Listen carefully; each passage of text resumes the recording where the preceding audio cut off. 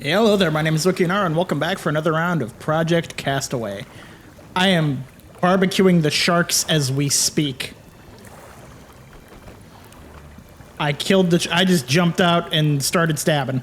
That's what happened. I jumped out, I started stabbing.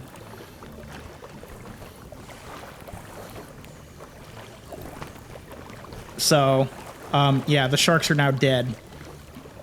I don't know what their respawn rate is, but we're still at the boat. I'm gonna jump in here and hopefully find how to get into said boat. I wish I had like flippers or something, you know?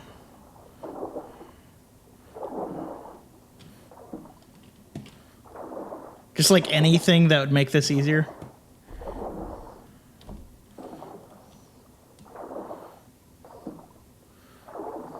Oh, well, there's a door. I don't think it is the door though. No. There's gotta... I'm guaranteeing there's what? There's gonna be a big, like, screw you hole in the thing. I gotta get out of here, or I'm going to drown to death. And I'd prefer not to. Go, go, go, go, go, go, go, go, go, go, go, go, go. Yeah, I know my health is low. Did I get bitten by the freaking shark? Don't tell me I got bitten by the freaking shark. I hope that was just me drowning. It's a really weird thing to say, but I really just hope that was me drowning.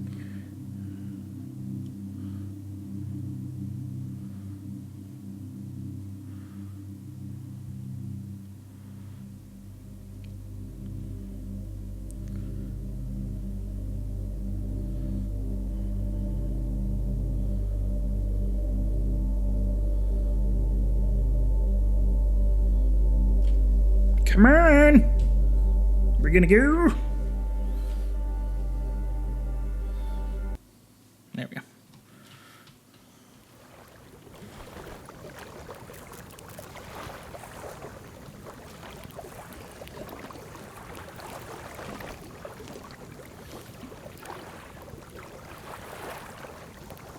Yeah, there's like no faster way to swim. I need like a big storage thing.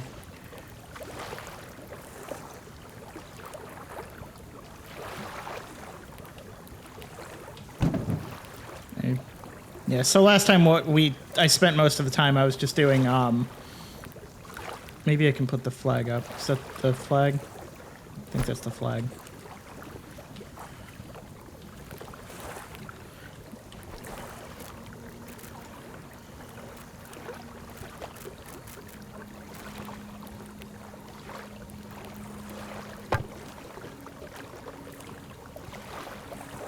Not what I have? Can I have the one slice flag? Yeah, it's the one slice flag. Oh, do I not have rope? Oh, I don't have any rope. Do I have any rope in here? Get rope. Okay.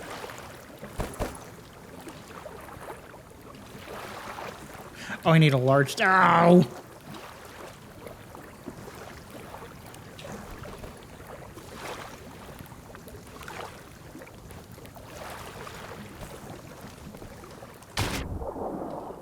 Oh, great.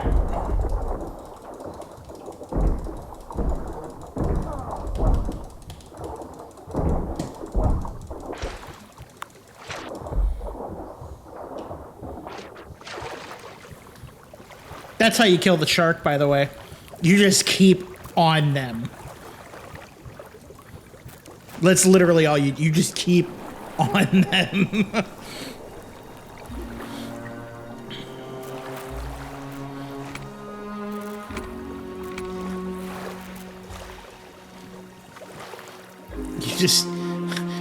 You do not let up. Look, there's a dead one.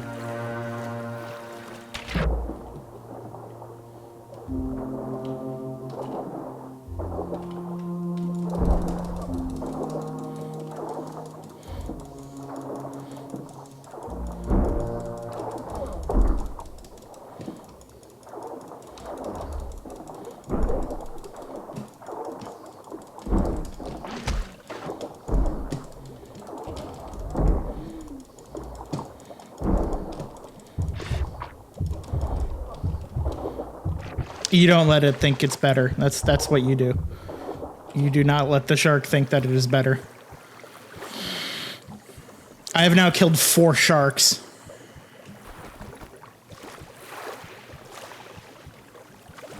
Oh no, I burned my filet-o-fish.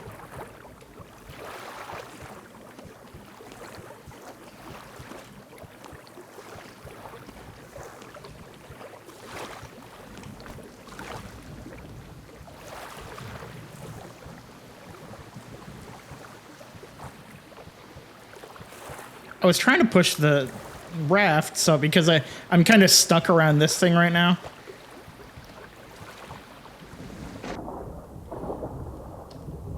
Okay. Thing is just how the hell do I get in here?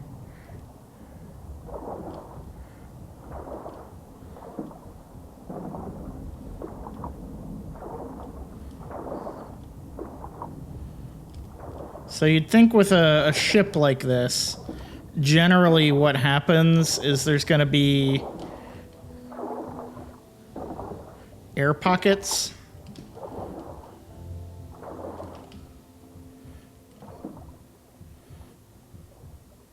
I'm going to die again. I'm going to die again. I'm going to die again. I'm going to die again. Why am I not swimming?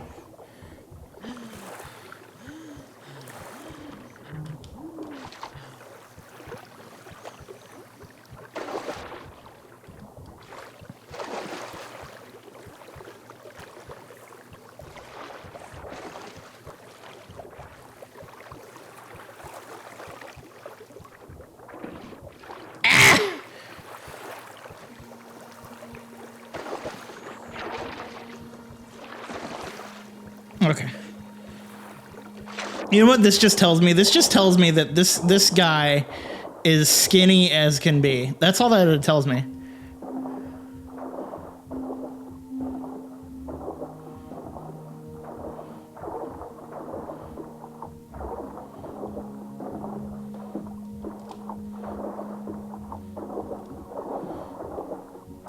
Because I don't know if you know that, so fat floats. Fat floats great. It does. It truly does. I know, as a large man, I can very well tell you, fat just floats. I went swimming for like the first time in a while the other day, you know, because it's Florida. That's one of the things you do. But I go swimming and I end up like, I'm a pretty great swimmer. I could just wait for like 2 seconds and I'd be floating. If you just kind of let your body go limp, you're floating.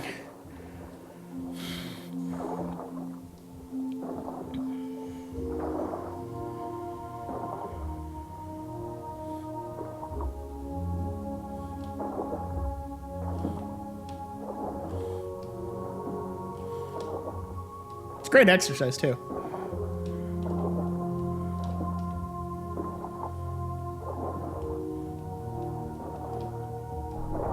Son of a...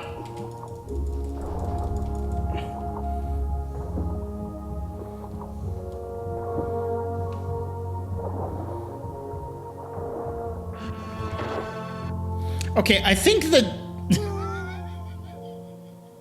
I think what I just need to do is I need to get off this island and come back to it. Or get away from this and come back to it. I just can't figure out where the hell I'm supposed to get in, and I don't swim fast enough, nor do I, like, have enough lung capacity to just swim, like, continue swimming. So what I'm gonna do is I'm going to try and push my boat off, because that's what I have to do, is I'm gonna have to try and push the raft away a little bit while also being attacked by sharks. Okay, so there's one dead one.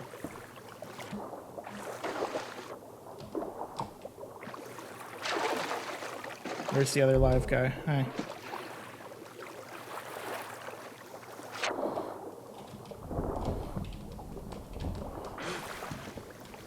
No. And we're right back where we were. I hate you.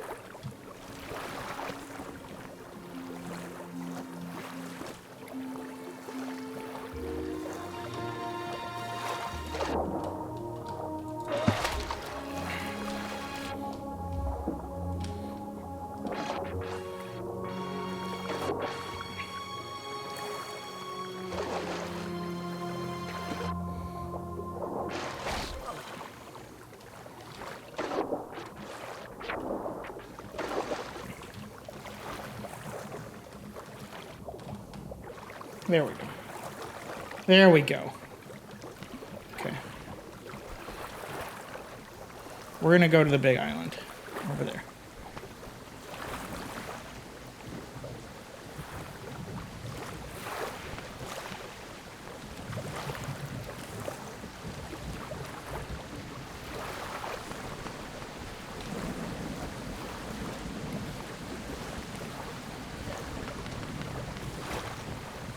I felt like I was doing so well. I had killed the sharks.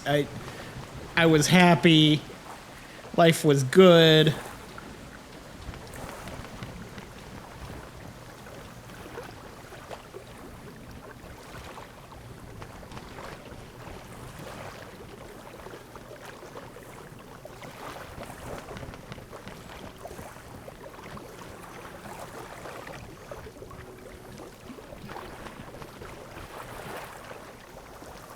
There's just literally no calmness ever to this ocean.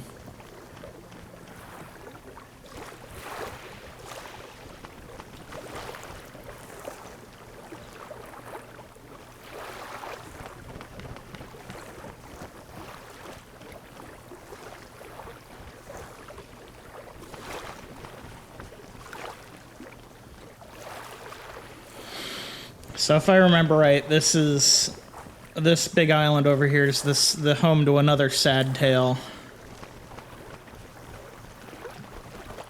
Unless they changed it. I don't think they did, but...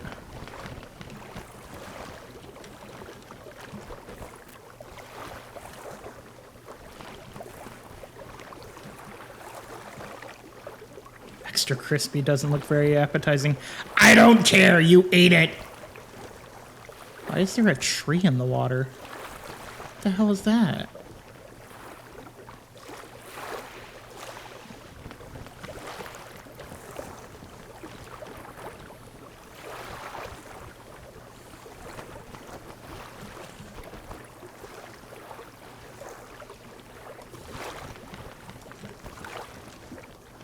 What the hell? The tides just moved me. They're like, we're going this way now.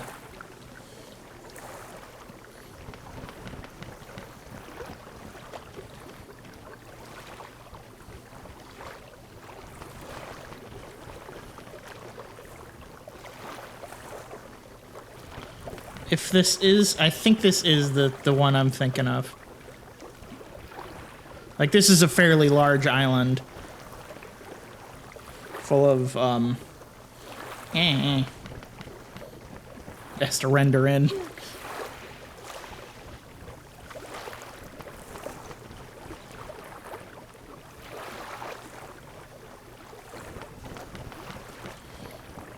It's also a pain to climb, if I remember right.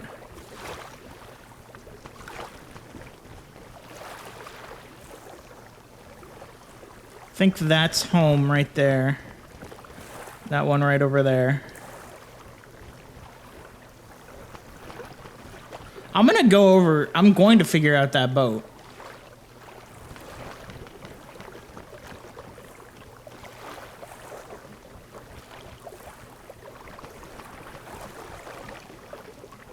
There's just a couple of factors that are, you know, currently stopping me from doing so.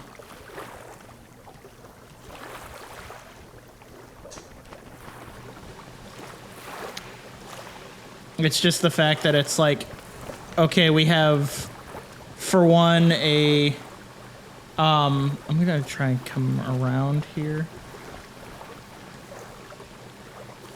Yeah, right there. That's where I want to go.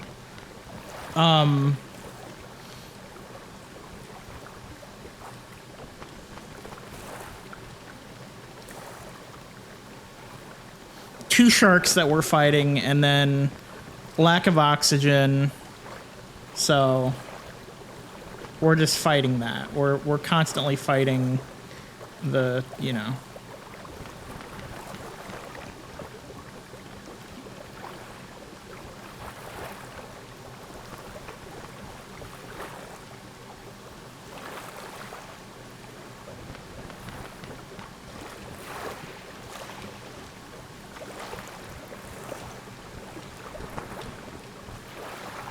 Oh my God. There we go. I can honestly say I know there are no stories of anyone fighting the ocean and winning. You can't. It just doesn't happen. I've got a shark tooth. Yeah, you do not fight the ocean and win. Yep. So there is our next story.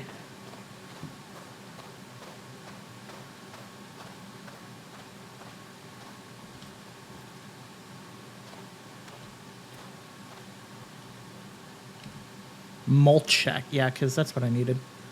Lavender spray?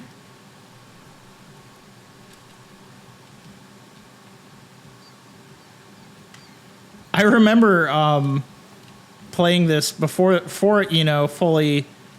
Oh my God! I remember that. There we go. Before it fully came out, Logan Harper. So that's our new notes. Is from Logan Harper. Part 1, The Crash, date September 1st, 1985. If you are reading this, you must be as desperate as I am. Name's Logan Harper. We were flying thinking everything was fine until the storm hit. The plane went down fast, faster than you can imagine. The stench of burning fuel and charred meat is something I'll never forget. Wreckage is scattered across several islands. I survived barely. When it came to, the stench was overwhelming and the sounds of children crying cut through the chaos.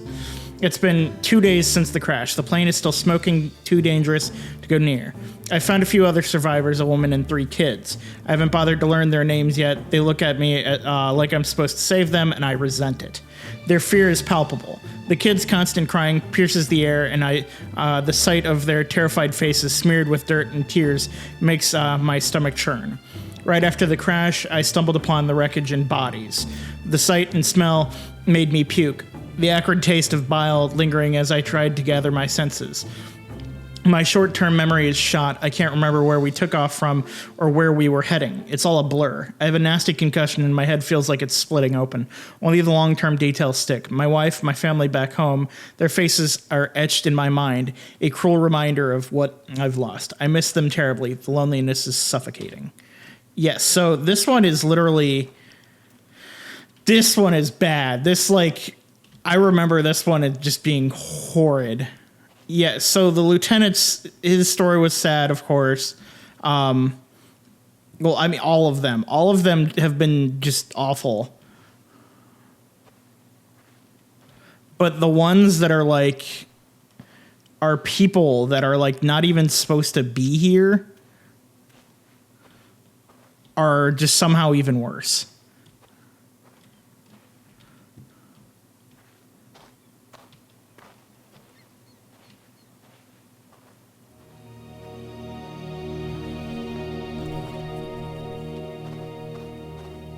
Because, like, this is a, you know, 4 or 5 people surviving out of a plane crash of how many planes or how many passengers?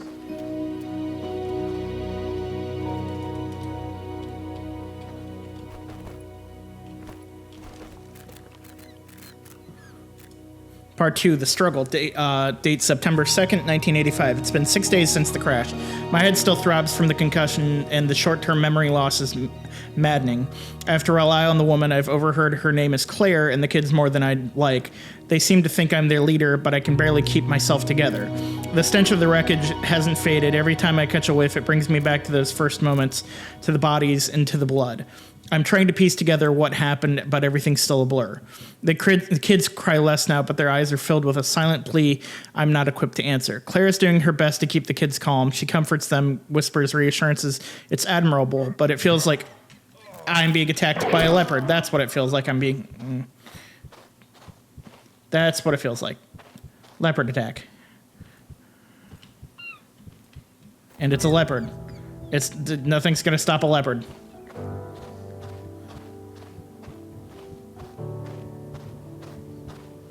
It tells me, get the hell off my island, and I listen.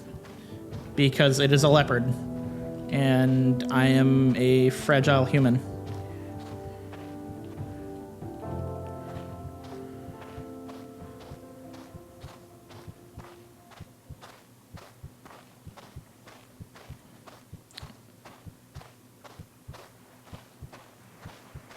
Oh, great, there's more sharks. That's just what we needed. Sharks and leopards.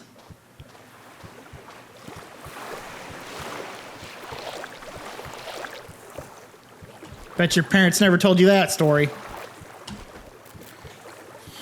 Okay. Claire's doing her best. Yeah, so we're strangers thrown off together by fate with no idea how to survive this place. I miss my family, but I think about them like thinking about them feels like a luxury I can't afford right now. I've noticed Claire watching me. She wants to talk, to make plans, but I avoid it. I can't afford to get attached. I notice cuts and bruises on the children. Can't help but wonder if they'll will really make it here. If not, I'd rather avoid further heartache. I'd managed to build a fire for us and some palm beddings on the floor, but it's not much, but it's something. We found some food amongst the wreckage so far, and I've been sustaining ourselves, though I worry about the rations. Claire keeps saying they'll find us in no time, but I still have my doubts. Still, her optimism is a small comfort in this madness. I've gotta say, freaking Logan here is not a happy man. Part 3, reality sets in. Date September 15th, 1985. It's been over a week since the crash, and reality is starting to set in. The initial hope that we'd be rescued quickly is fading. The food we scavenged from the wreckage is running low. I've been rationing what little we have left, but it's not going to last much longer. Claire, a 26-year-old medical student, has been doing her best to keep everyone patched up with the first aid supplies we found. She was on her way back home to Chicago. The kids, Tommy, age 9, Jake, age 7, and Emma, age 5, were on a trip to visit their grandma. Their parents didn't survive the crash. Today, I spent most of my time searching the wreckage again, hoping I'd find something we missed. I managed to salvage a few more cans of food and a couple of bottles of water. It's not enough, but it's enough. It's something. I also found another first aid kit, which we desperately needed. My head is still pounding, but at least we have some basic supplies now. Claire and I finally have had a serious conversation about her situation. She wants to organize a search party to look for more survivors and supplies. I'm reluctant to leave the crash site, but she's right. We can't stay here forever. The plane is too dangerous to go near. The smoke and occasional small fires flaring up. Staying close to it isn't an option, but venturing into the unknown is just as terrifying. The kids have started crying again, their initial shock giving way to fear and hunger. Every little sound sets them off at night, making it hard for any of us to sleep. They no longer believe Claire when she tells them we'll be rescued soon. It's heartbreaking to see the hope drained from their eyes. I've begun to think about how we'll adapt to survive here long term. The idea of building a more permanent shelter and finding sustainable food sources becoming more urgent. I've decided to keep a journal to record my memories in case I start to forget more.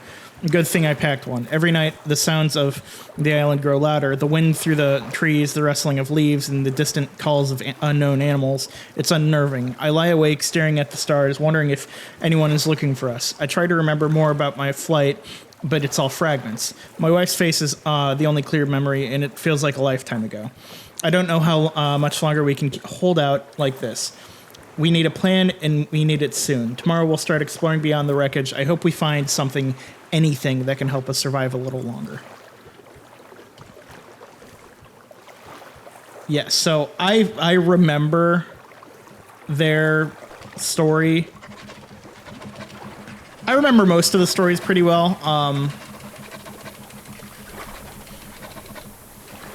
None of them have a happy ending. Like, none of them. While I heal here, I'm gonna do what I can to try and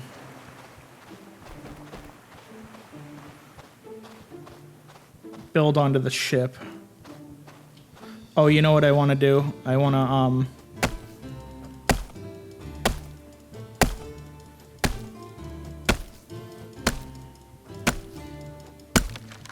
I want to build a bigger... Yeah, but I think I need to build more onto the ship before I wanted to build a bigger storage container, but I need to build further onto the ship before I can build a bigger storage container.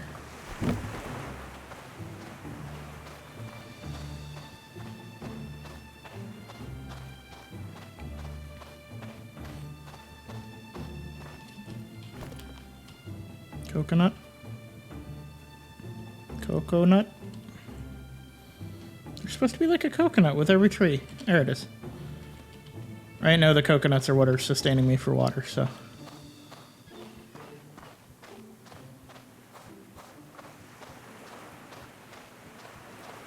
Oh, that's not my home. That's something else. Wait, is it? A pair of binoculars would be wonderful right now.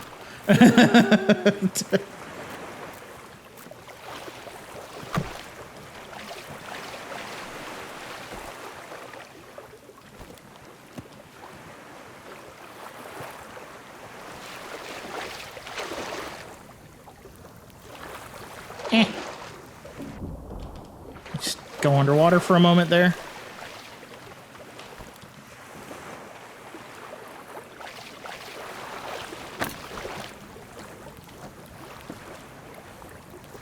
Let's see if I can... We'll add one more to this side as well.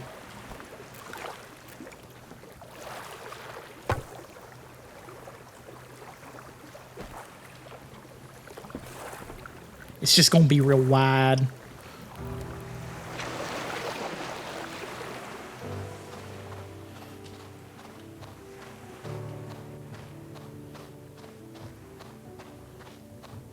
I just have to make sure to stay away from the panther.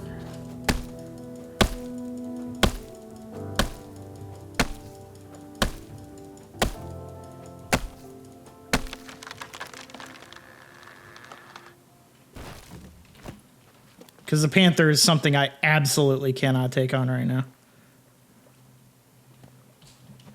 Hell, I don't even think with a bow and arrow could I take on a panther.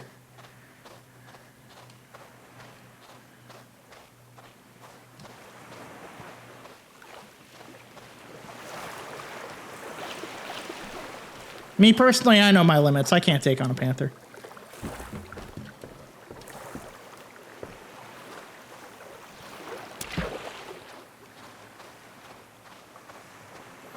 Big cats don't mess around.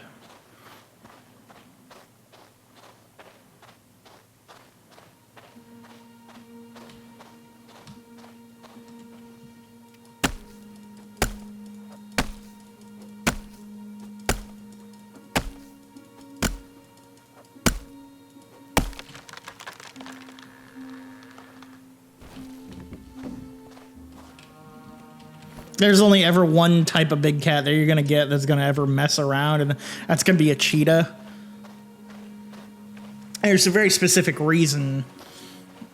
There's always very specific reasons for why, you know, different animals do what they do, why things attack the way they do. But, like, cheetahs are never really aggressive towards humans.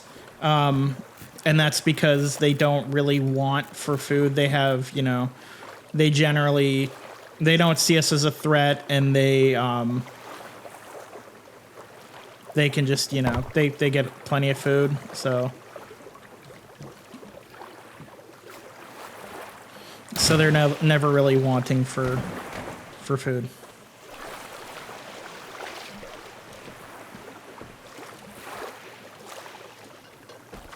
Okay, 4 rope. I have some rope, but how much rope do I have left? Okay, I've got 2, but I've also got... Is that aloe or what is this? Tell me what it is!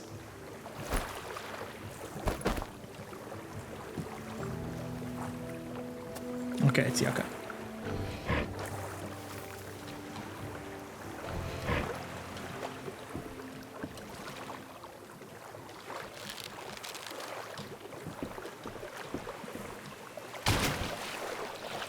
Then I'm gonna need like 3 to 4 trees worth of logs.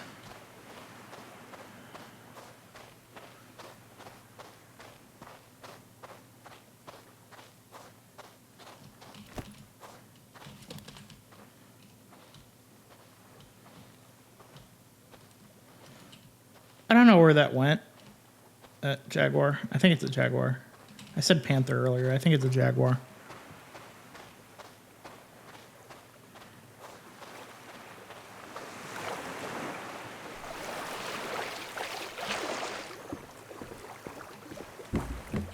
It's attacking me because there's really no big game on this island. On any of these islands. Like, these jaguars do not belong here. We've found a couple of, like, there's the Komodo dragons. Yeah, they can attack those and eat those. There might be some boars, if I remember right, that they could attack.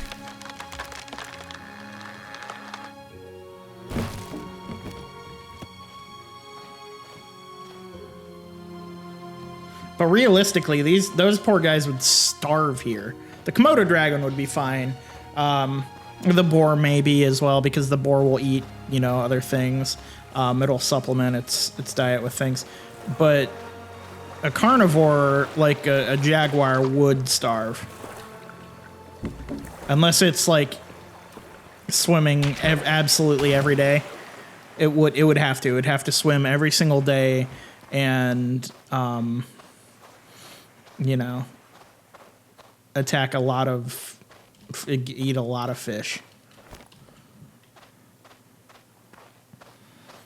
Okay, so one more tree should do me because I just need what? I think one more log after this, and then we'll break. Yeah, so we'll break the other parts down into big sticks. Which is good, because we need big sticks. I want to get back near the... Oh yeah, there's those that would be an issue as well. These turtles.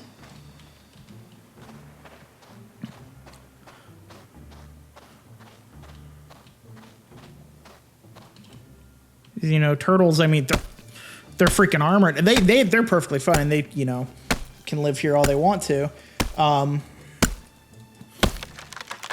It's the whether or not a jaguar could eat a turtle. In my mind, I don't think a jaguar could eat a turtle. I mean, if you think otherwise, go ahead and say, but just think about it. They're having to try and claw and like bite their way through its shell. That's just not going to work.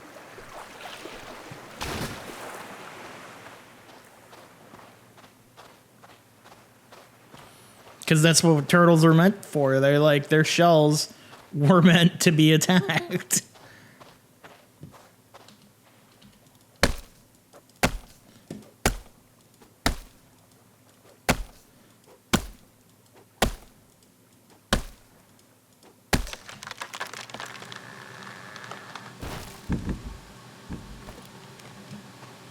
I swear you could turn palm frond. I think you can. It takes weaving and like, oh my god. I know palm fronds are pretty, like, they're fibrous and sharp. So like weaving them, you're gonna like cut the hell out of your hands, but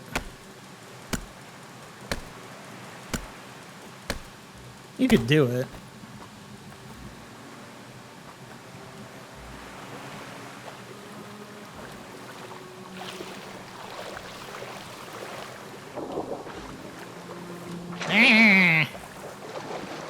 Oh my god, get onto the raft. Jesus.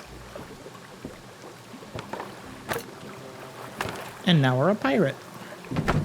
Oh yeah, there we go. Much bigger.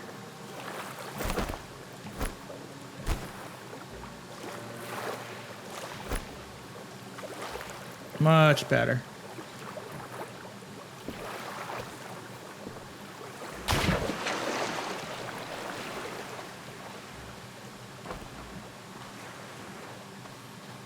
Oh, you know what? I have another note from Logan. I picked it up, but I've not read it. The choice. Today we found an emergency raft washed up on the shore, along with the body of another survivor. The raft is a lifeline, a chance to escape this island and search for more resources or even rescue, but it's also a risk. Claire and I stood over the body, the reality of our situation sinking in even deeper. We can use this to get to the nearby island, I said, my voice grim. We're running out of resources here. We need to move. Claire shook her head, worry etched on her face. Logan, it's too dangerous. We've seen sharks in these waters. What if something happens? What if the raft doesn't hold? I felt frustration boiling over. We don't have a choice, Claire. We can't stay here and slowly starve. I'm going. You can stay here with the kids if you want, but I'm taking that raft. The argument escalated quickly. Claire, usually so calm, yelled back, her voice cracking. You can't just abandon us. What if something happens to you? What then? We need you here, Logan. The kids need you. I was caught off guard by the intensity of her emotions, and my own frustration fueled my response. And what if staying here kills us all? We can't just pretend everything will be okay if we just sit tight. We need to take risks. She broke down, tears streaming down her face. I can't do this alone, Logan. You're so distant, always keeping to yourself. You never spend time with us, never play with the kids. It's dragging me down. I'm trying so hard, but I can't do it without you. This one is just crazy because this is literally 5 people. The kids, they're already, their family, their siblings. But these 2 people that have suddenly just had this. I mean, Logan already had kids. Claire, we don't know too much about her, whether or not she had children or if another family. She's 26, so that's still pretty young. But it's also 1985 for them, so that wouldn't surprise me if she had children or even a husband. Her words hit me like a punch to the gut. I hadn't realized how much my detachment was affecting her, affecting all of them. I felt my own emotions rising, a mix of guilt and something else, something I hadn't allowed myself to acknowledge. I'm sorry, I said, my voice softer. I'm sorry, Claire, I didn't realize. I stayed with her that night. We sat by the fire, and for the first time, she shared her hopes and dreams. She talked about her life before the crash, her plans to become a doctor, her love for her family. She told me that she could see that I was distant, how I never spent more time with them than I had to, and how it was dragging her down, trying to be the only one to emotionally support the entire team. As she spoke, I realized how much I had come to care for her. My heart broke at the thought of losing her, of failing her and the kids. I reached out, pulling her into an embrace. We held each other, seeking warmth and comfort in the cold night. For the first time, I let myself feel something other than survival instincts. I let myself care. That night, as we cuddled together for warmth, I felt a shift. Claire's words had opened my eyes. I knew we couldn't stay here forever, but rushing into danger wasn't the answer either. We needed a plan, a way to ensure our safety while searching for a better place. Tomorrow we'll reassess. We'll find a way to make this work together, because in this nightmare, they're the only thing keeping me grounded, and I can't lose them, and that scared me the most. Yeah, so here's the thing. Honestly, I could not. You could not get me to choose. Like, if this was like a who's got the saddest backstory type of contest, you could not get me to choose, because everyone's is sad in their own way. Like the lieutenant, for one, he was by himself, like me. He completely by himself. He crash landed here and has been stuck here since. I'm gonna take these. But has crashed here, died here, all alone, which just makes it even worse.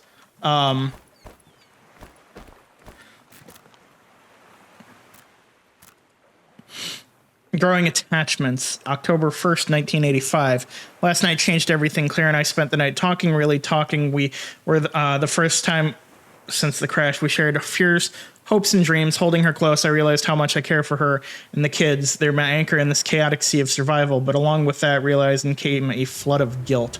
This morning, as we prepared for the day, I couldn't shake the feeling that I was betraying my wife. Claire and I shared a kiss last night, a moment of weakness that felt so right yet so wrong. My heart ached with the weight of my emotions, torn between the connection I was forming with Claire and my loyalty to my wife back home. I decided to talk to Claire about it. As we skipped on the last on the last of our salvaged coffee. Sipped on the last of our skipped on the last. Wow. Sipped on the last of our salvaged coffee. I took a deep breath. Claire, I need to explain something. Last night, it meant a lot to me, but it also made me realize why I've been so distant. She looked at me, concerned and understanding growing in her eyes. What is it, Logan? I lost my son when he was 5. It began when my voice heavy with emotion. It destroyed me. I nearly destroyed my marriage. My wife and I, we almost didn't recover from it. But we did eventually. We became closer than ever, but the fear of losing another child, of feeling that pain again, it's been too much. That's why I've been keeping my distance from you and the kids. Claire's eyes filled with tears as she listened. Logan, I'm sorry. I had no idea. I know, I said, feeling the sting of my own words. That's why I think it's wrong for us to get close. I care about you, Claire, more than I should, but I have a family back home, a wife who's waiting for me. I can't betray her. My heart broke in front of her heart broke in front of me. I could see the pain in her eyes, the tears she fought to hold back. I understand, she whispered, her voice cracking, but it doesn't make it any easier. We spent the rest of the day preparing for our journey to the island, nearby island. I fortified the raft, making sure it was as seaworthy as possible. Claire took stock of our remaining supplies and tended to the kids. Emma, Jake, and Tommy seemed more at ease since seeing us work together, but there was a palpable tension in the air. As the sun began to set, we gathered around the fire. Claire and I explained our plan to the kids. We're going to explore a nearby island, I told them. It might be dangerous, and we'll be careful. We need to find more food and water, and maybe we'll find a better place to stay. The kids listened quietly. Emma, the oldest, looked at me with a seriousness that bled her ears. Will we come back? She asked. Yes, Claire assured her. We're just going to explore. We'll be back before you know it. That night, new condition, thirst. Oh my god. Okay. Let me drink here.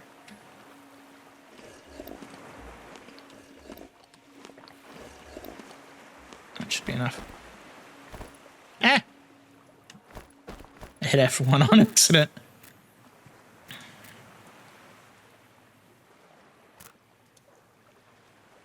Might be dangerous, but okay, so, we'll be back before you know it. That night, as we lay in our makeshift shelter, Claire reached out and took my hand. Thank you, she whispered, for staying, for understanding. I squeezed her hand gently. My heart's heavy with the weight of my decision. We're in this together. We'll find a way to make it. As I drifted off to sleep, I thought about the journey ahead. The unknown waters, the potential dangers, but... Why are you blinking? But for the first time since the crash, I felt a glimmer of hope. We had a plan, and we had each other. Tomorrow we'll set out, we'll scout the nearby island and come back with what we need. It's a risk, but it's a calculated one. And with Claire by my side, I know we can face whatever comes our way. But deep down, I knew that I had to prioritize getting back to my family. My wife needed me, and I had to find a way to return to her, no matter the cost. It was a harsh reality, but one I couldn't ignore. Oh, okay, yes, that's just... Let me go throw this stuff in the boat. Where'd the boat? Where'd the boat? Where'd the boat? I know I need to venture further into the island from, you know, but I'm trying not to... I'm trying to let myself heal, because if I go back in there and that freaking jaguar gets me, let me tell you, my spear will not be enough.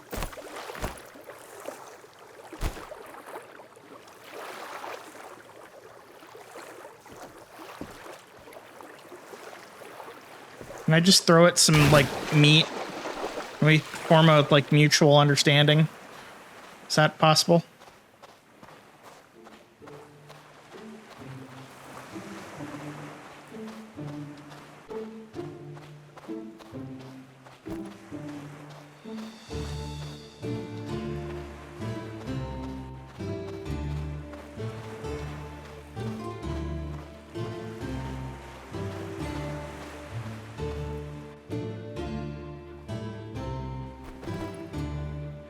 I always click tab when I meant to click B.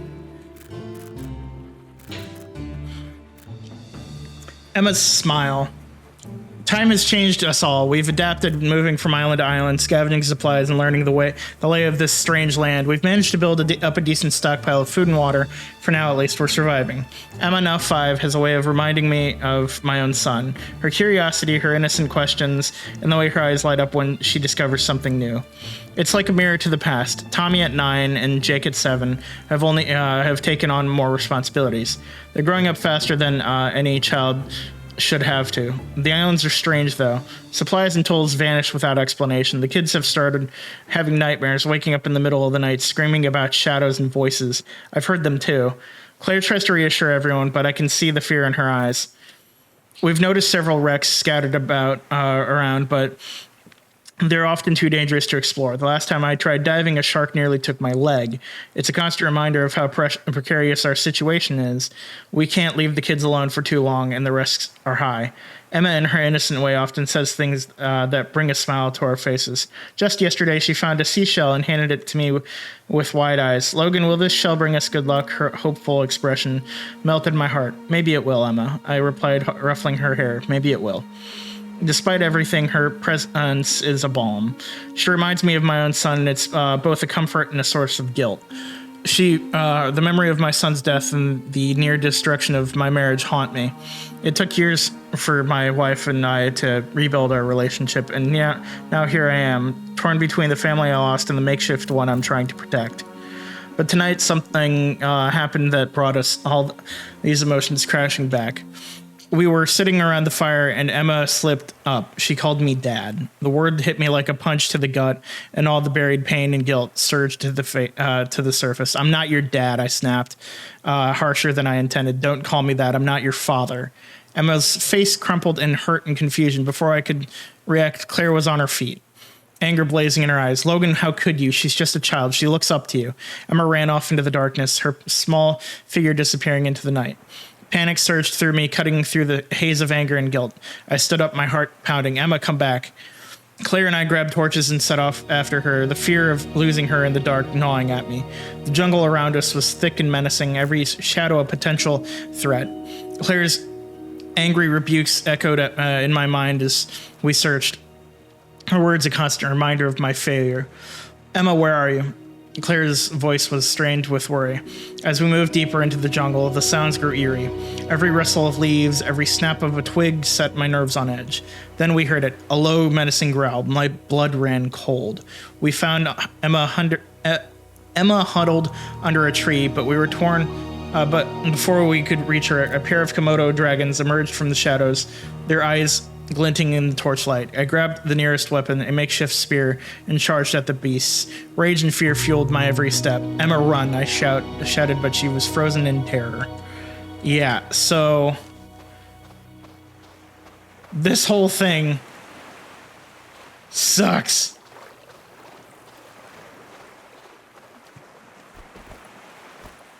Another bottled note from a survivor. William's letter. I am William Hargrove, a sailor aboard the merchant vessel Neptune's Bounty. A sudden and violent storm drove us off course and onto the treacherous rocks of this deserted island. The ship was wrecked beyond repair, and many of my comrades were lost to the sea. Those of us who survived are now marooned with dwindling supplies and no means of communication. We've tried signaling for help, but our efforts have been in vain. It's as if the world has forgotten us. Food is scarce, and the fresh water is becoming harder to find. The island is cursed. The island feels cursed. Strange sounds echo through the night, and our fires often go out without explanation. I've seen remnants of previous castaways, old campsites, tattered clothing, and bones bleached by the sun. It's clear we are not the first to suffer this fate. If you find this letter, please alert the authorities and send rescue. Our hopes fade with each passing day, but perhaps this message can bring us salvation. William Hargrove. So, I don't know if so that would be like a sailing ship, William's ship. So that might be the one close to my island, like the starter island.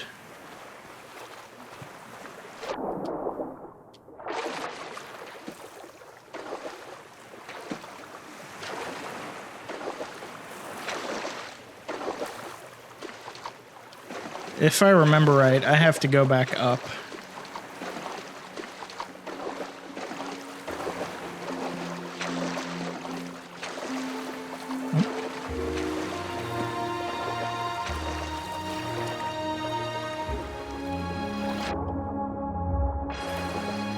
I'm gonna just...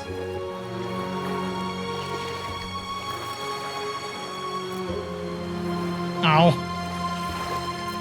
Blackwood Chronicles 2, Day 84. We've lost sight of the other two ships. The storms have separated us, and we are now alone in the vast expanse of the ocean. The crew is on edge, and morale is at an all-time low. The food and fresh water are running out, and sickness hath begun to spread among the men. Henry's lifeless body still hangs in a cage, a grim reminder of our dire situation. Day 102, the nights are the worst. Strange noises echo from the depths of the ship, and the shadows dance in the corners of our vision. Some men claim to see apparitions, the ghosts of those lost at sea. Superstitions run rampant, and I can feel the grip of madness tightening around us. Day 126, desperation hath driven some of the crew to the brink of insanity. They speak of curses and sea monsters, of the wrath of the unknown for daring to venture into forbidden waters.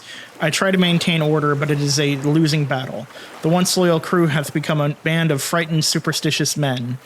Day 135, we have spotted land. A small island appears on the horizon, with it a glimmer of hope. The men cheer, but I remain cautious. We know nothing of this place or its dangers. As we approach, I pray it offers the refuge and resources we so desperately need. Day 150. The island is both a blessing and a curse. We have found fresh water and some food, but it is not enough to sustain us for long. The men are restless, their dreams of riches replaced by the stark reality of survival. Some have taken to exploring the island, but there is an unsettling presence here. We have found remnants of previous inhabitants, tools, pottery, and graves. Day 161. We have come to the grim realization that we are not the first to be stranded here. The island is littered with the remains of those who came before us. Their bones tell a tale of desperation and death. It is as if the island is a trap, a graveyard for lost souls.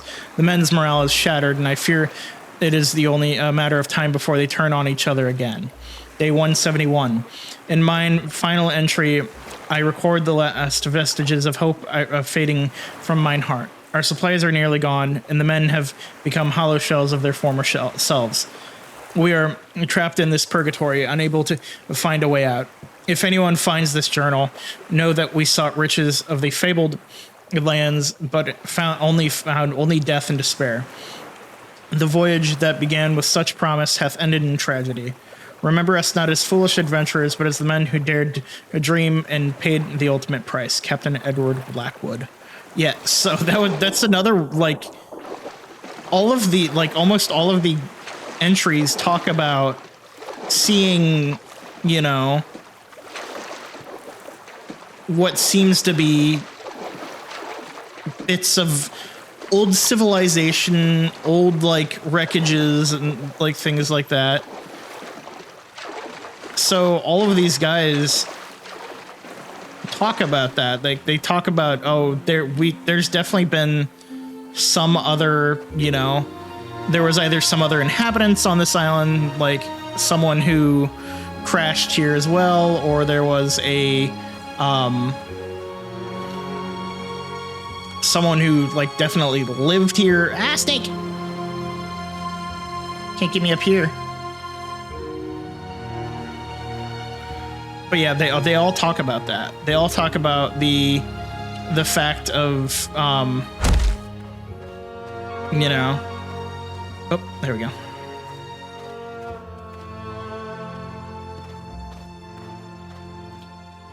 Another note from Logan. And then I think another note from Logan.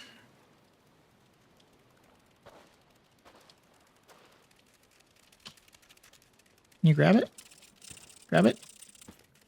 Not until the spider stops trying to murder me. Grab it.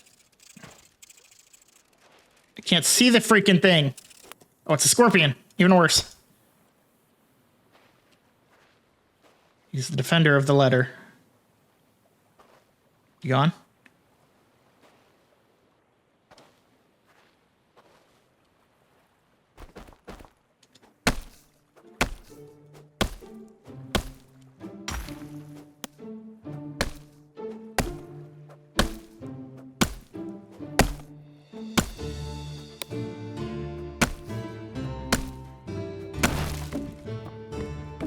Who's in my way? No, it's not.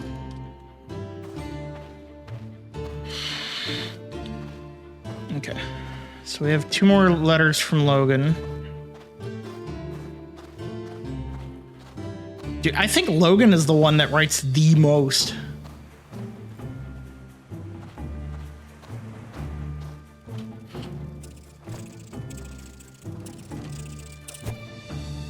Bad. No stabby.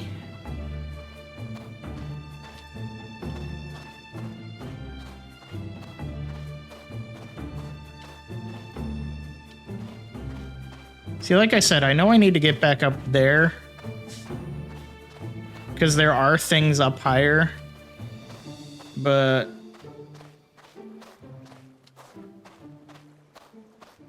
the kitty cat friend is not exactly my friend. Let me hop in here. I should be able to read in here without him being able to get in here.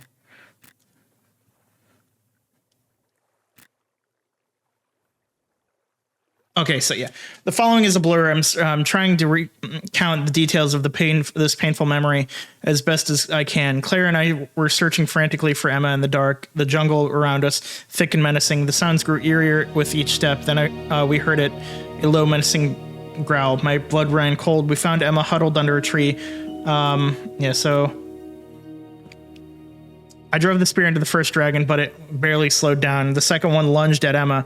With a primal roar, I tackled it, using every ounce of strength to wrestle it away from her. The beast bit into my arm, pain searing through me, but I didn't care. I couldn't let it take her. I drove the spear into its side repeatedly until it finally collapsed, but it was too late. Emma lay motionless, her small body battered and bleeding. Claire rushed to her side, her sobs tearing through the silence. I fell to my knees, my vision blurred with tears and pain. Emma, please, Claire whispered, cradling her. Stay with us, please. But there was no response. Emma was gone. The aftermath. The weeks and months after Emma's death have passed in a haze of grief and shock. Claire treated my wounds, and we buried her near the camp, a simple grave marked with stones. Claire has been inconsolable, her grief palpable. Tommy and Jake have been silent, their eyes wide with shock and fear. I sat by Emma's grave for hours, my heart heavy with sorrow and guilt. The island had taken another innocent life, and the weight of it threatened to crush me. I had failed her. I had failed them all. We have plans to throw a birthday party for Emma in a few days. She would have turned 6. Now she'll never see it. The thought of it is too much to bear. Tommy blames me for her death. He hasn't said it outright, but I can see it in his eyes. The way he looks at me with a mixture of anger and hurt. Jake, too young to fully understand, just clings to Claire and asks why Emma isn't coming back. Claire didn't speak to me for weeks. The bond we had started to form now seems irreparably broken. I knew I had to be strong for Tommy and Jake, but the pain was overwhelming. Every night I lay awake, staring at the stars, determined to protect the remaining children no matter what. Claire is emotionally broken.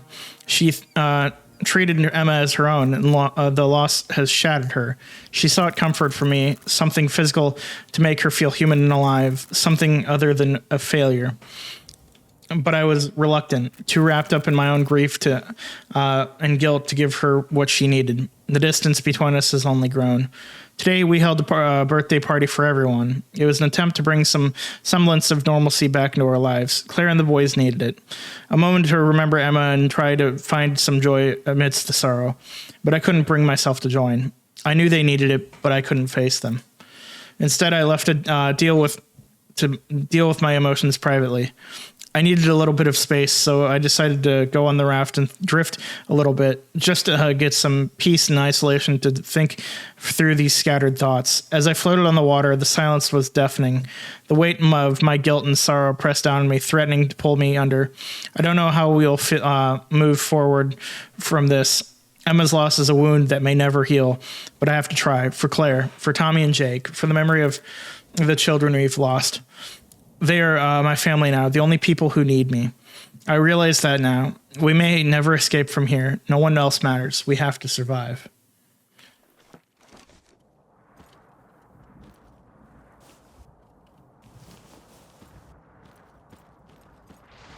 Yeah, this game gets dark.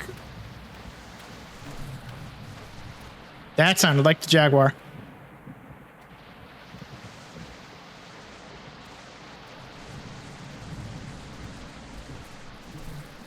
The hell is that?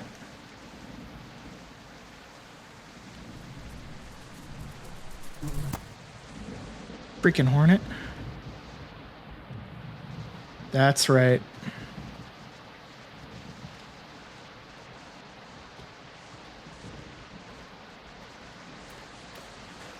Okay. I think there's a certain tree that I need to visit. Oh, hello.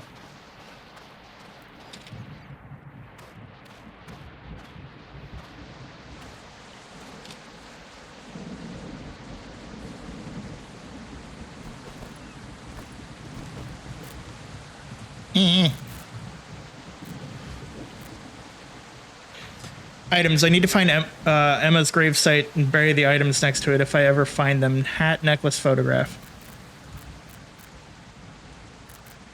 Oh, there we go. Okay. December 1st, 1985. I fell asleep on the raft, seeking peace and isolation to sort through my scattered thoughts. When I woke up, no islands were nearby. I floated on the sea for what felt like days, surviving on what little supplies I had. One day, islands appeared again. I went ashore, disoriented and frantic, searching for Claire and the kids. Months have passed in this relentless search. I wish I had a compass or GPS, anything to guide me. I cursed myself daily, imagining how scared the kids must be and how cold I feel without Claire's embrace. I regret not fully loving her the way her soul deserved. Her kindness haunts me, especially the memory of her wanting to make graves for all the victims when we first crashed. I convinced her it was a waste of time and energy, urging her to focus on survival. Now I see the folly in my words. Madness has crept into my mind. I've been attacked by insects and caught a disease that's left me coughing up blood. My strength wanes, but my will to find them keeps me moving. I stumbled upon Emma's grave today. I collapsed there, crying and wishing I could die, to be buried with her. The pain is unbearable, and I must keep searching. Continuing my search, I found Tommy's hat on a larger skeleton. Confused and heartbroken, I took the hat and pressed on. How much time has really passed? The thought gnaws at me. The skeleton was too large for a child. The reality of time slipping away terrifies me. Soon after, I discovered the remains of Jake, clutching the photograph of his mother. I collected it, feeling the weight of my failure crushing against me.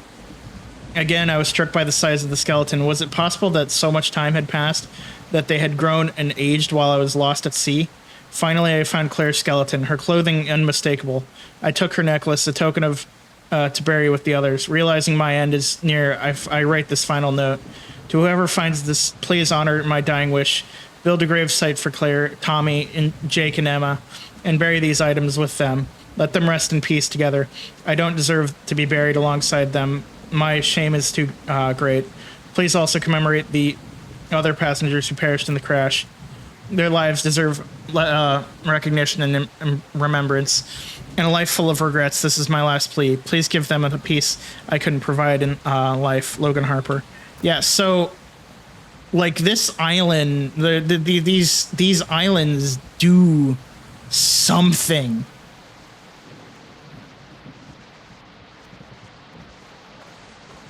Like it's a weird these islands are a weird anomaly. They're like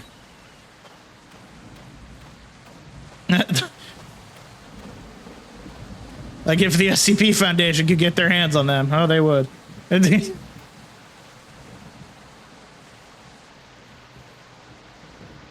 Plane chassis.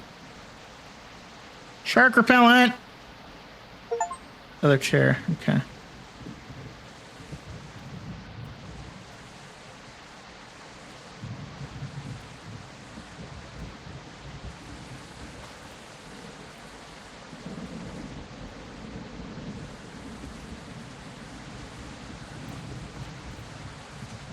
I don't remember exactly where the bits are.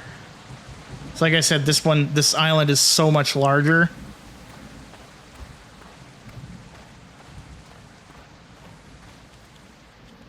And with the constant threat of the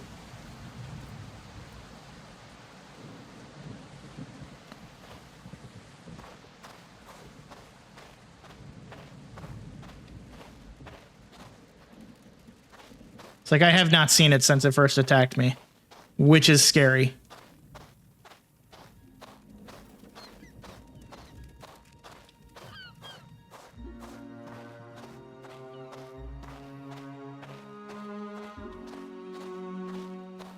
But I have to find those items, and I have to... Wait, I don't remember if the...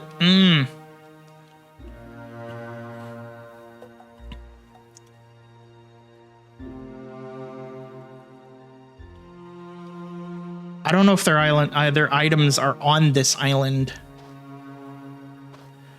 As far as I remember, they're not.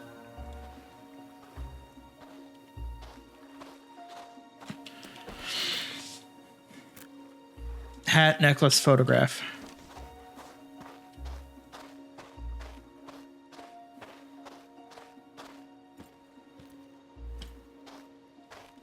Yeah, because where is it? It's too freaking dark.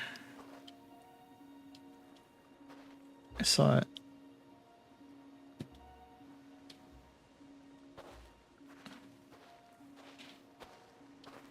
It's like this little stone. And that's where Emma's buried.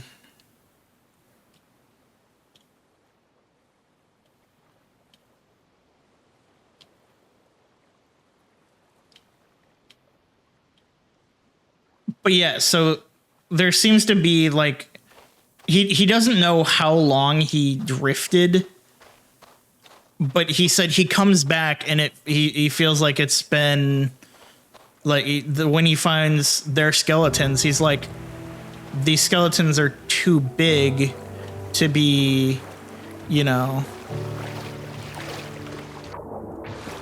the kids.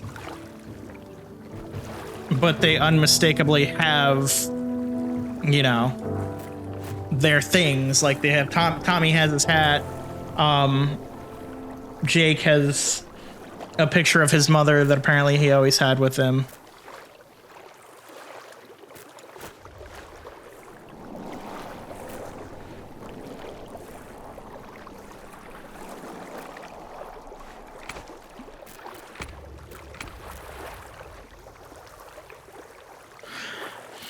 That must be a horrifying thing, and I hope that they don't really cover that. They never really covered,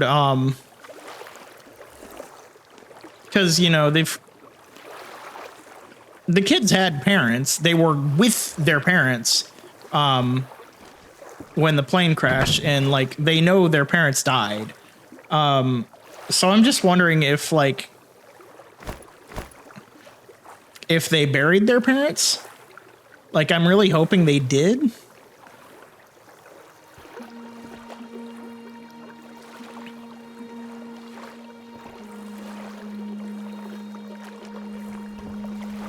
However, I'm gonna go to this island, because if I remember right, those things aren't on this island. They're over here.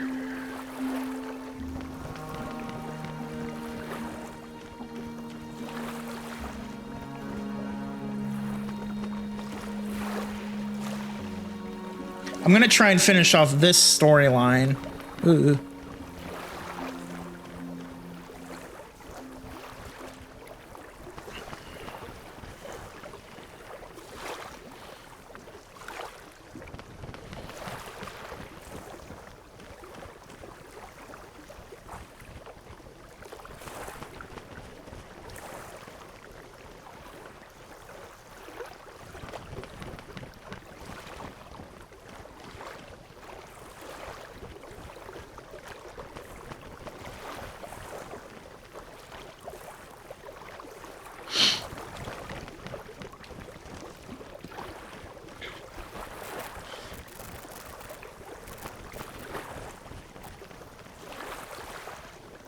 Okay, I think I have fuel tank, plane seat, and dashboard. I don't know how many like things there are. Foam. Why is it made of foam? That concerns me.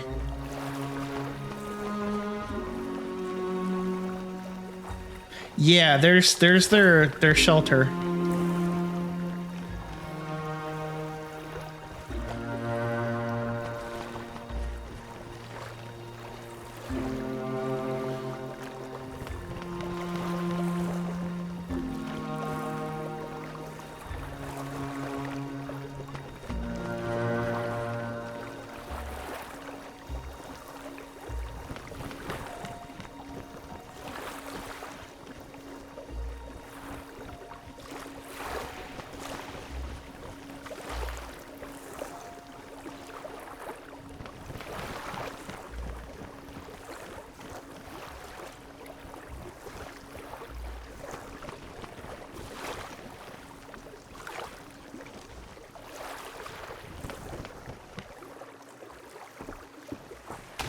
I was turning the boat so I didn't run directly into the island.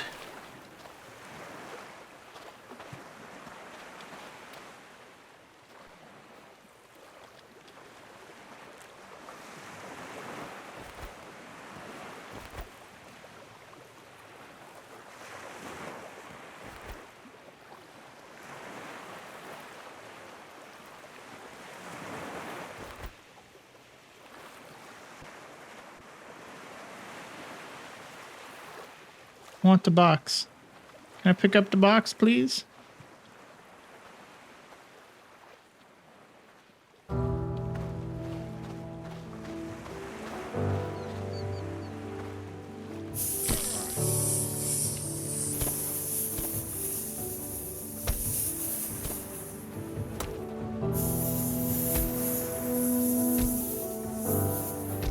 Yeah, that's what you get.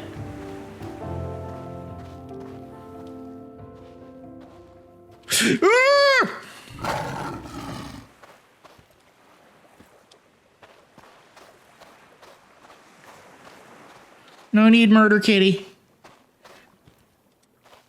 No need murder, kitty.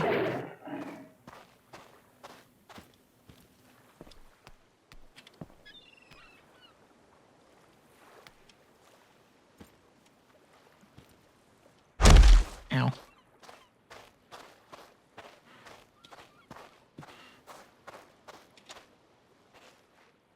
Plain engine. There we go. My guy must be incredibly dense.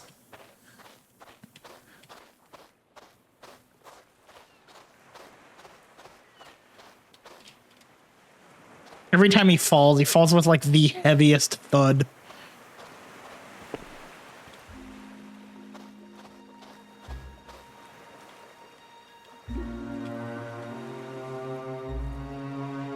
Okay, I gotta.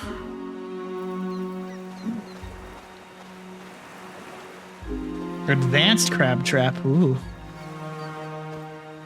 I could use those. Already pre-cut for me.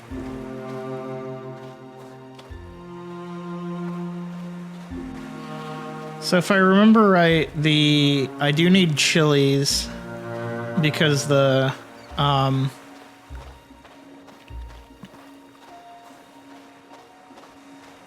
shark repellent takes it.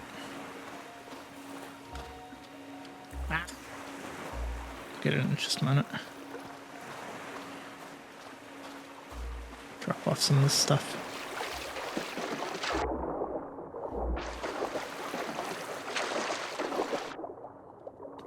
I hate that when it dips. Like it dips and I can't I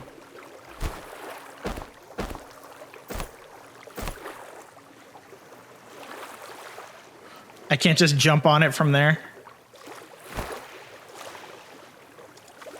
What is that?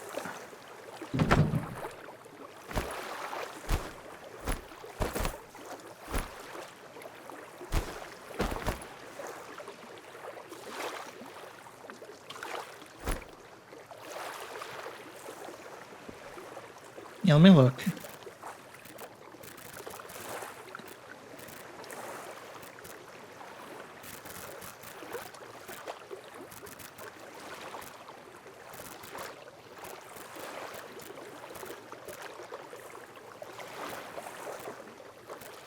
Shark repellent. Ow!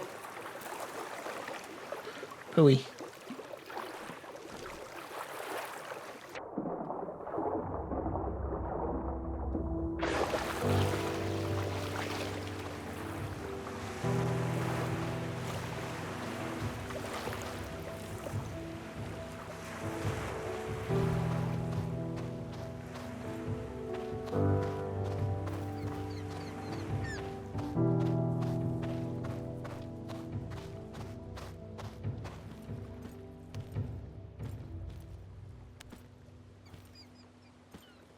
Yeah, so some of the survivors' notes, the like notes in the bottle, they're actually from Claire.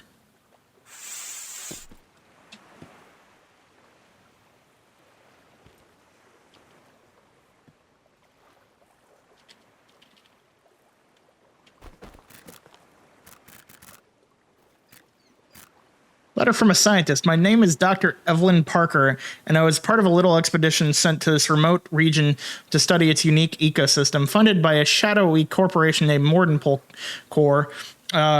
We were promised groundbreaking discoveries and lucrative results, but what we found here was beyond our wildest nightmares. It started with whispers in the dark. Our equipment malfunctioned constantly, and the communication lines were severed shortly after we arrived. Strange plants and bizarre wildlife, unlike anything on Earth, surrounded us. But it wasn't until the second week that we realized the true horror of this place. One by one, my colleagues began to disappear. At first, we thought it was the dense jungle playing tricks on us, but then we found the remains. Something was hunting us, something intelligent and malevolent. We were not alone in this region. We tried to signal for help, but our distress calls went unanswered. The company's promises of support and safety were hollow lies. Mordenpole knew about the dangers here and sent us anyways. We were expendable, mere pawns in their game. The survivors banded together, fortifying a small base near the shore. We scavenged what we could for our supplies, but the fear was always with us. The nights were the worst. The jungle came alive with eerie sounds. The shadows moved just beyond the firelight. In the chaos, we found an old journal from a previous expedition. Their entries were frantic. The entries were frantic, detailing the same horrors we faced. They spoke of a guardian of the region protecting something ancient and powerful, a relic hidden deep within the heart of these islands, a source of unimaginable energy that Mordenpole wanted to exploit. I'm the last one left. The things I've seen are beyond explanation, beyond the realm of scientific understanding. Strange occurrences that defy logic. Shadows moving where there should be none. Voices whispering in the wind, and an overwhelming sense of being watched. It's as if the very environment is against us, a malevolent presence we cannot see or understand. I'm questioning my own sanity. Is it the isolation, the stress, the unending fear, or is there something more at play here, something I cannot explain with science? My supplies are dwindling, and I don't know how much longer I can hold on. If you find this letter, turn back. Do not trust Mordenpole. Do not seek the relic. This region is a tomb, and it will not let you leave. My only hope is that this message reaches anyone who can stop this madness and bring justice for the lives lost here. Yeah, so Claire's letters. So after Emma's death, she wrote to Claire.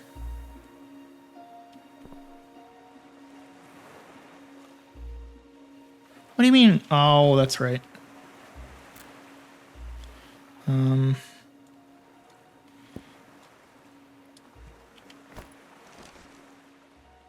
Killed a bunch of Black Widows.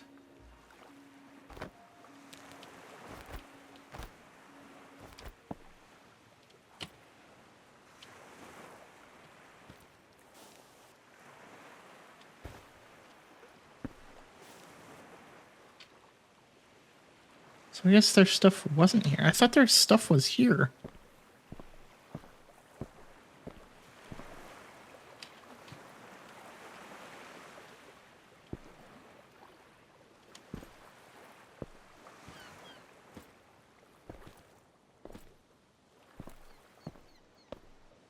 Like I sincerely thought that like the plane crash survivor stuff was here on this island. Like it wasn't on the island they actually crashed on.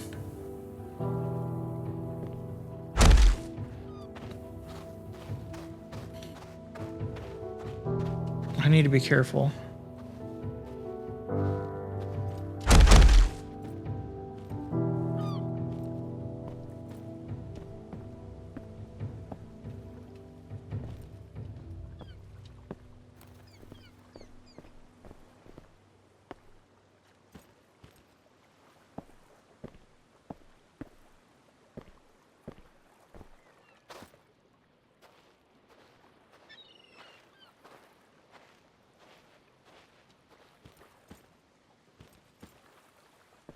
Like, is this just another island they considered as a home for themselves, or what?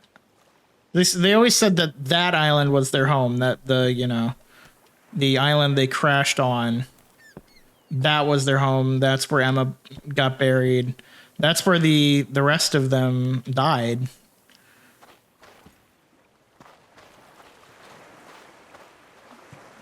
Guess I need to go back to that island.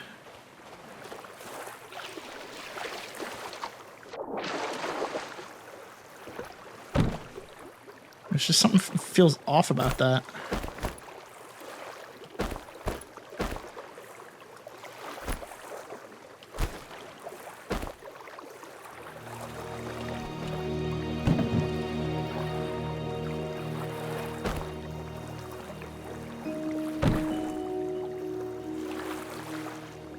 Did I not?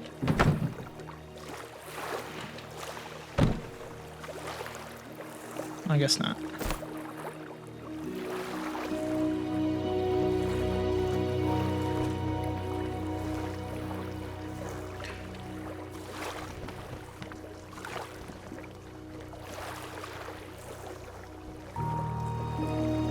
Yeah, see those two trees?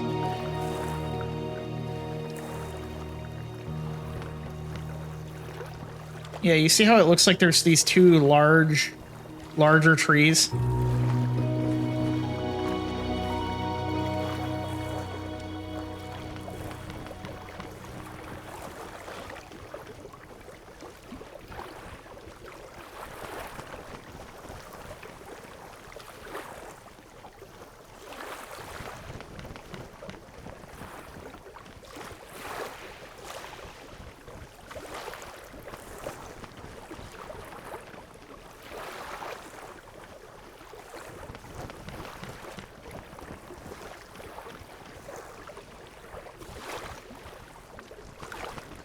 I feel like I might have to,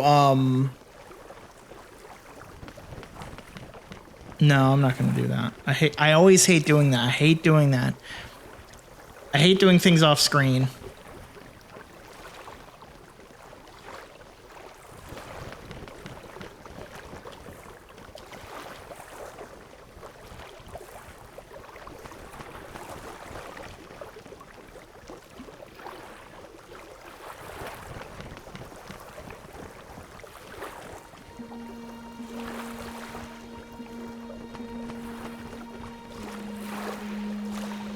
It's just this thing that I have that it feels like, you know, doing things off screen feels dishonest.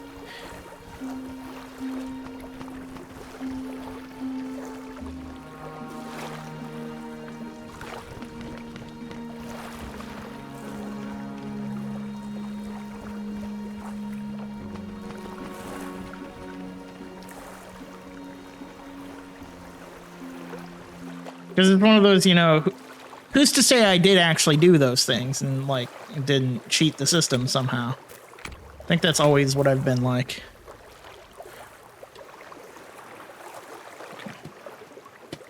Because I was thinking, because I need to build stuff. I need to, like, actually build things. So that I can, like, get my one stat up. Okay, I'm going to that tree first. But yeah, I need to build different things so that I can get my building stat up, because I need to be like a level 6, I think, to build all of the stuff required.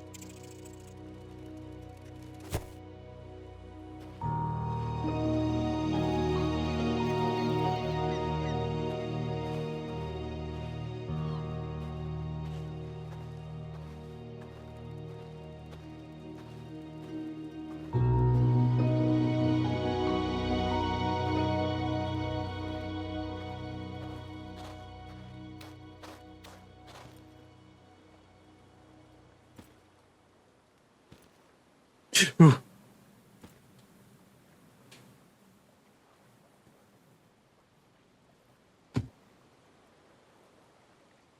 So here's the funny thing. We've seen a couple of skeletons, definitely.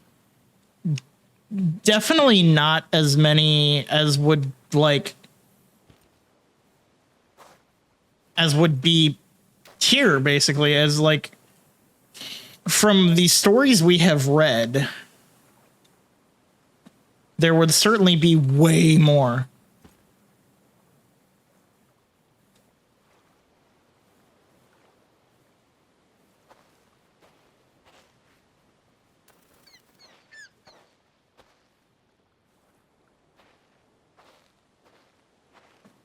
Like, Logan even went as far as to say that they did not bury the those who died from the plane wreck. He, like, even though Claire wanted to, they did not die. They did not bury those who died from the plane wreck. Like, she very much wanted to, but they didn't do it because he said that it would be a waste of their time and their energy. I mean, he's technically right in that case.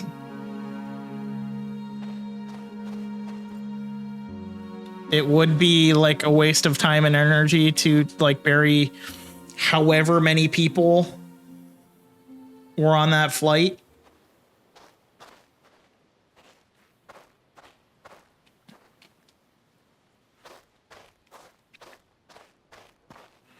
I'd hope that they at least buried the kids' parents. That was what I was thinking about earlier. I'd hope that they at least buried them.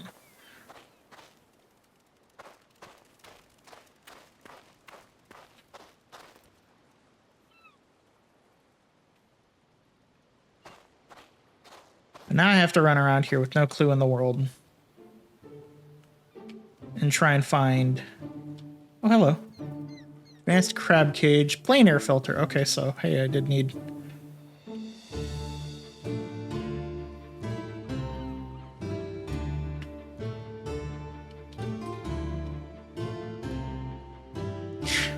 It's strange though. So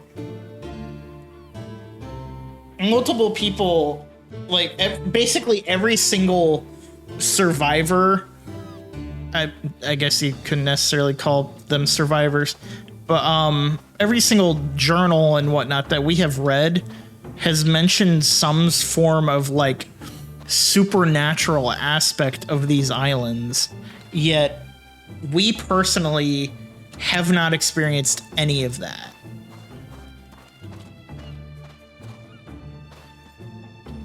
Like, yes, we're on these islands.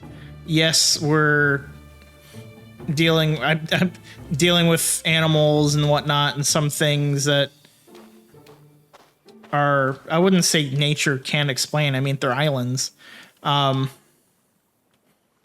we're dealing with a lot, and you know,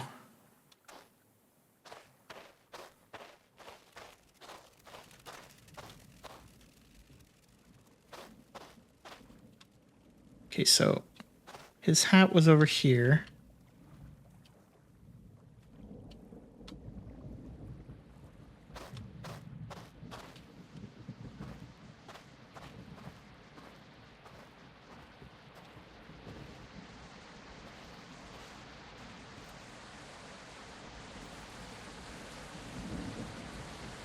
Generally, the game isn't super rude about spreading out things. Like, to the point you can't freaking find them.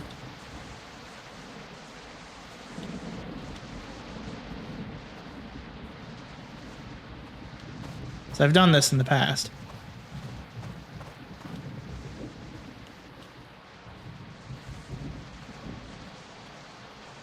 Komodo dragon.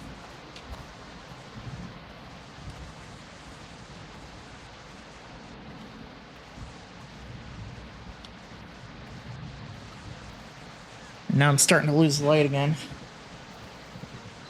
Freaking cord freaked me out.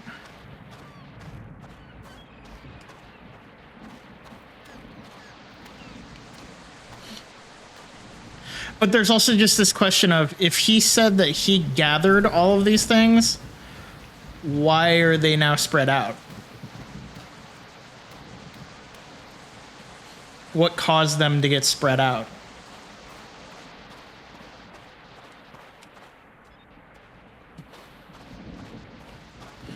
I do have to say there's that.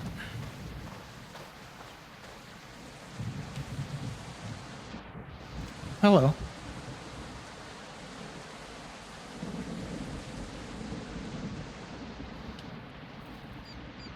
Seagull hatchet. Is it made of seagulls, or is it meant specifically for seagulls?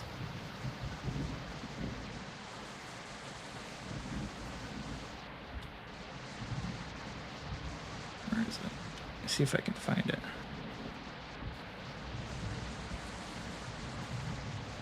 This, I think it's this. I think this is Emma's grave.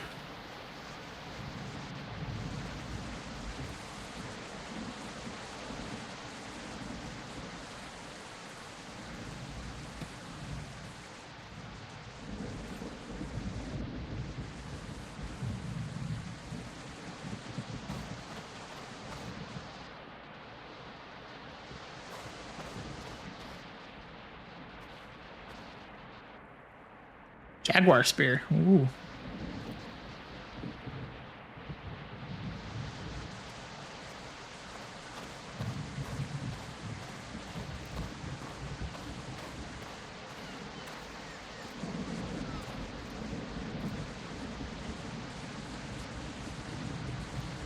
Okay.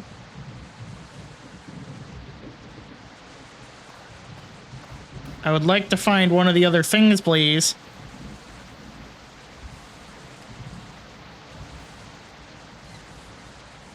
Okay, I'll be back when I've found the rest of the other things. Okay, so I'm back. I have not found everything. I can't find the necklace. I'm having some issues finding the necklace. I'm standing on the tail end of the plane because there's a jaguar down there. And I checked because I remember doing this mission before the 1.0 came out. And I remember it was a little bit difficult to do, but like checking other people, like looking for what other people said, it looks like a lot of them also have issues with it. I'm hoping they fixed it, but it also looks like the items are kind of randomly strewn about. They're not necessarily hidden in one place. So I got the picture.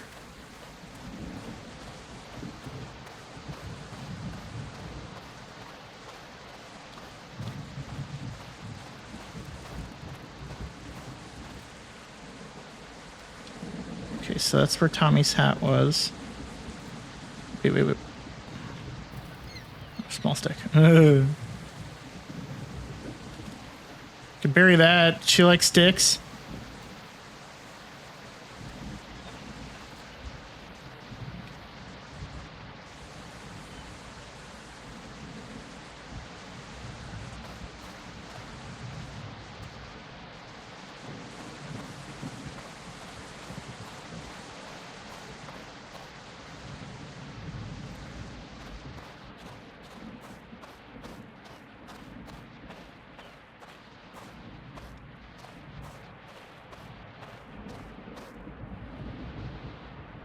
I'm looking all around for this thing.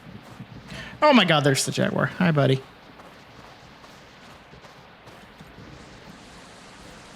You and me are not friends.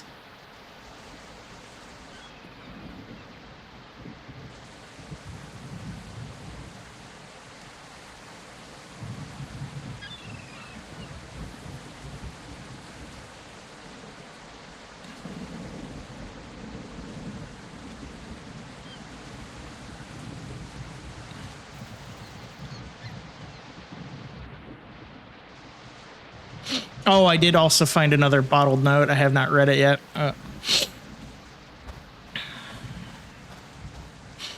I guess it's only... Dude, it's only 4 p.m. It's 4 p.m. in the game. For me, it's about 1 a.m. Let's get back over here where no leopards will try and eat me. I don't know. He might. That dude just might. William's letter 2. This is William Hargrove, still stranded on this godforsaken island. It's been weeks, maybe months, since I last wrote, and our situation has only grown more dire. Our food supplies, we have dwindled to almost nothing, and freshwater sources are drying up. The island's eerie curse seems to tighten its grip on us daily. The strange sounds at night have become more frequent, and now some of us claim to hear whispers. Our fires continue to be extinguished without reason, plunging us into darkness. The sense of being watched is overwhelming, and it's driving us to the edge of madness. We've made several attempts to build a raft and escape, but the sea is relentless. Each time our makeshift vessels are destroyed by the violent waves. Hope is fading fast, and our morale is at an all-time low. We argue more than ever, and some men have simply wandered into the jungle, never to return. I found more evidence of those who came before us, bones scattered among the trees, rusted tools, and scraps of clothing. It's a stark reminder that escape is a distant dream. Still, I hold on to a sliver of hope. This letter might reach someone. If you find this, please know that we are desperate. We need help. Please alert the authorities and send a rescue party. We cannot hold on for much longer, and I fear that I will become one of those tormented, that I fear what will become of us if this torment continues. With fading hope, William Hargrove.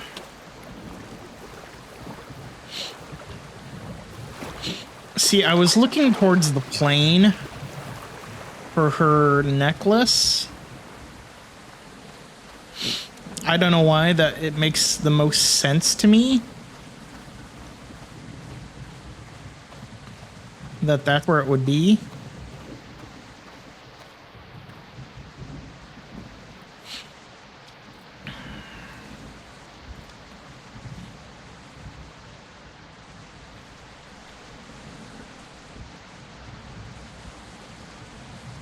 Since, I mean, she seemed to be the one that was, like, very...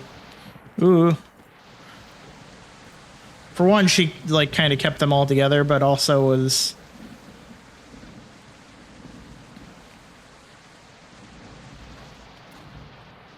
I don't know how to explain it.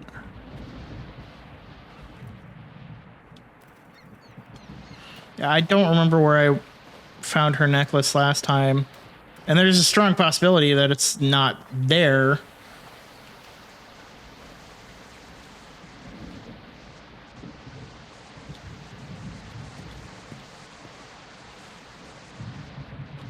It's like I said, it seems like kind of a random thing.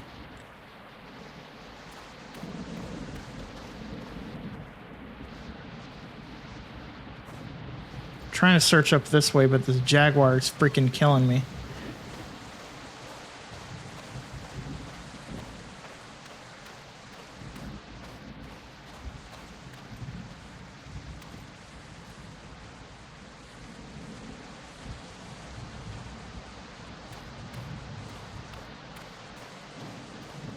Like, and I'm not getting any of those, like, how we always get the thing, the little sign.